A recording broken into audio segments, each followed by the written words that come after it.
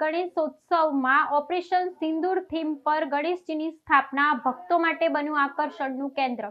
અમદાવાદના મણિનગર વિસ્તારમાં દક્ષિણીના રાજા તરીકે પ્રખ્યાત ગણેશ મહોત્સવનું આયોજન આ વર્ષે એક વિશિષ્ટ અને રાષ્ટ્રભક્તિથી પ્રેરિત વિષયવસ્તુ સાથે કરવામાં આવ્યું છે।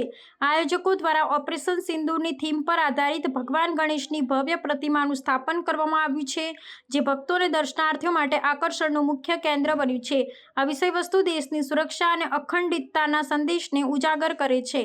ઓપરેશન સિંદૂર એ એક કાલ્પનિક લશ્કરી કાર્યવાહી પર આધારિત વિષય છે, જે દેશની સુરક્ષા અને સાર્વભૌમત્વનું પ્રતીક છે।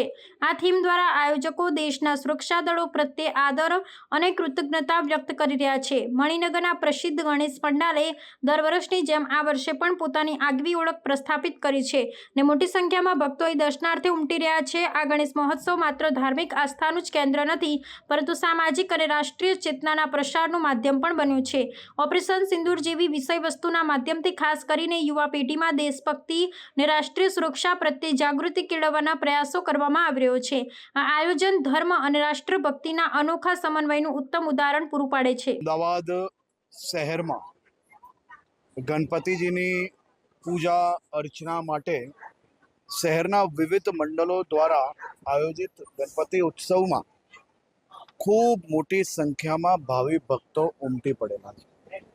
આજે અમદાવાદ શહેરમાં અલગ અલગ પંડાલોમાં જ્યારે ગણપતિજીના દર્શને જવાનો અવસર પ્રાપ્ત થયો, ત્યારે ખાસ ગણપતિજીના દર્શન તો થયા જ, પરંતુ સાથે સાથે દેશભક્તિના દર્શન બી દરેક પંડાલોમાં કરવાનો અવસર પ્રાપ્ત થયો।